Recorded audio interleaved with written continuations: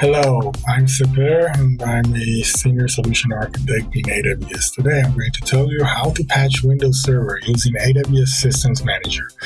If you have a single Windows server, all you have to do is to log into that server and either manually trigger a Windows update or configure the server for regular updates with any cadence that you would prefer.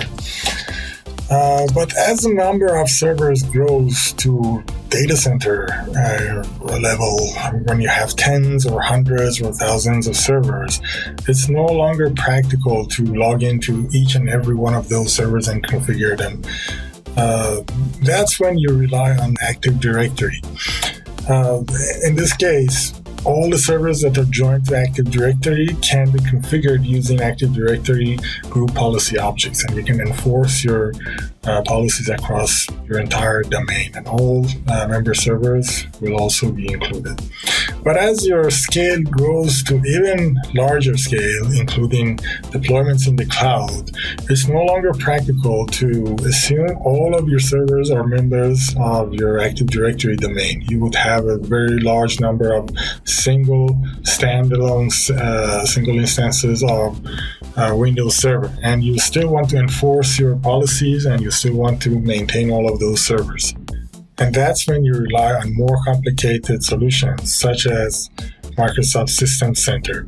At this point, the cost and complexity of the solution that you have for updating Windows servers suddenly jumps to a very high number. Now, to recap, the problem is you would need to install updates and patches. You want to enforce patch baseline policies across your Windows Server fleets. And you need to monitor compliance and manage configuration drift. And ideally, you would want to do this with a cross-platform solution covering both Windows and Linux servers. And also, you would want to do it with a hybrid solution that covers both on-premises and your cloud deployments. On the other side, existing solutions are difficult to deploy, hard to maintain, expensive, licensing costs are attached to them, and they're not really designed for cloud scale. Fortunately, there's an alternative. You can use AWS Systems Manager to patch your Windows instances on-premises, in AWS Cloud, or even in other clouds. Particularly, you would use three features of AWS Systems Manager, and those are the Run Command, Patch Manager, and Maintenance window. Okay, so we'll go to Systems Manager console. The first feature that we would want to check is the Run Command. So if you go to Run Command is a feature of AWS Systems Manager that allows you to run shell commands or scripts at scale on small or very large numbers of servers.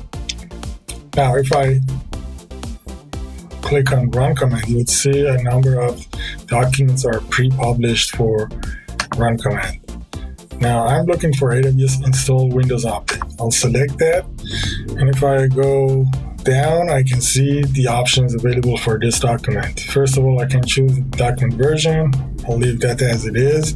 Action, I can choose install or scan. So if you select install, it will install all Windows updates. If you select scan, it will just give you a compliance report based upon which you can make decisions later.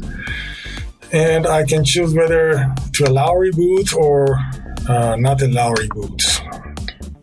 You could also explicitly specify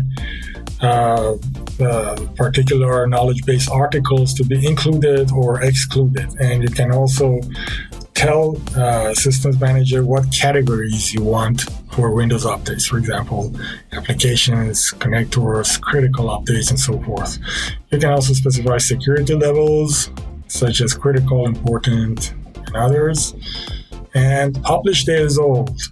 It has happened before that rogue updates have been released to the public and they've caused damage to Windows users. To prevent that risk and mitigate it, many enterprises choose to delay installing their Windows updates for a specific amount of time. For example, it could be 7 days or less or more. And you can specify that with these parameters: publish days old, or publish date after or date before. Once you go through all of that, then you have to select your targets, and these are the target Windows Server instances. You can do that by specifying a tag.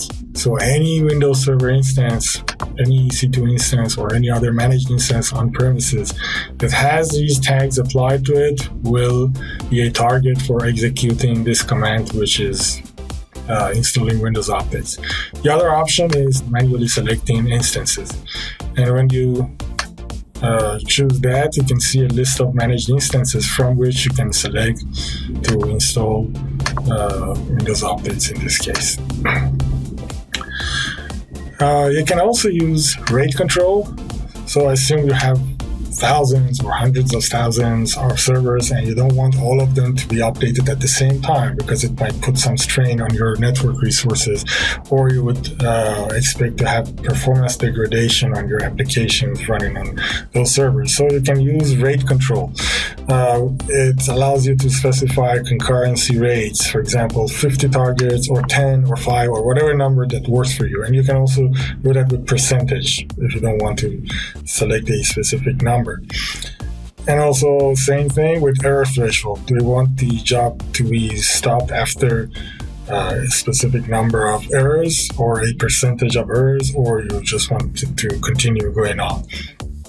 And for output options, you can have the output of this run command be copied on an S3 bucket, so you can later use it for compliance reporting. All right, so that's for run command. If I hit run, it will execute it on my target instances. But this is for a one-off execution of install Windows updates. What if you wanted to do that at a regular interval? That's when you would use Patch Manager. This is another feature, Patch Manager, another feature of AWS Systems Manager. And here you have to do two things. First of all, you specify and define your patch baselines. There are a number of patch baselines already predefined and made available to you by AWS. But if you want to define your own patch baselines, you can create one through this form. Give it a name, a description. Operating system could be Windows or any of the supported flavors of Linux. And you can also select it as the default patch baseline, which means if some managed instances are not explicitly associated with this patch baseline, the default patch baseline will be applied to them. And the approval rules can be defined here. Select your product. In this case, because we've selected Windows, it's one of the versions of Windows. As you can see, you can even update Windows Client as well as Windows Server. And the severity, classification, number of days, and compliance reporting. And you can define up to 10 rules for operating system. Apart from that, you can also use the same feature not just for Windows Server and operating system, but also for Microsoft applications. You can define up to 9 approval rules for Microsoft applications. So let's see what we have here. Product family could be all, or you can select Active Directory, Antigen, ASP.NET, Azure File Sync, Bing, and all other Microsoft applications that are supported.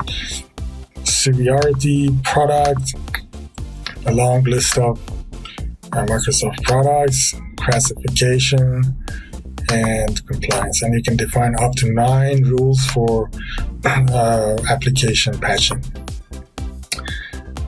All right, so once you've defined your patch baselines, the second thing you have to do is to create a job. By configure patching, you can create a job that applies these patch baselines on your target instances. First of all, you have to select your instances that have to be patched, the target instances. And again, you can do that using tags, similar to what we saw in run command. If you enter a tag here, any instance that has the tag applied to it will be a target. You can also select patch groups. So patch group is similar to tags, only a special way of tagging instances. You create a tag, and the tag name is patch group, and the value can be anything. And the third option is manually selecting instances, again, similar to what we saw in run command. Once you've done that, then you have to create the patch schedule. You can do that using existing maintenance window, or you can create a new maintenance window. And maintenance window is another feature in Systems Manager. As you can see here, we have maintenance windows and actions and change maintenance windows. So you can create a maintenance window there and reuse it here, or you could just directly create a new maintenance window from inside this form. There are options for creating a maintenance window. It could be cron schedule builder, RAID schedule builder, or a combination of both. So let's say for cron scheduler, you can enter every 30 minutes or every specific number of hours or every specific day of the week or every day at a particular time that you can define. For the maintenance window duration, you can select a number between 1 and 24, and that's because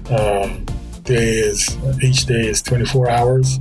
So you can define, for example, you're defining your maintenance window to be every day at midnight, and you can choose your maintenance window duration to be for, let's say, 2 or 3 hours, or any number that works for you.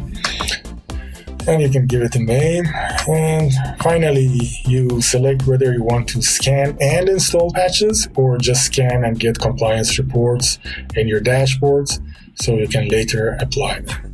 All right, so to recap, AWS Systems Manager is a managed service. Therefore, all the complexities of configuring it and maintaining the service itself are instantly gone away. All you need to do is just consume it and go through very simple and easy to use interfaces to configure it, and it will take the rest of it for you.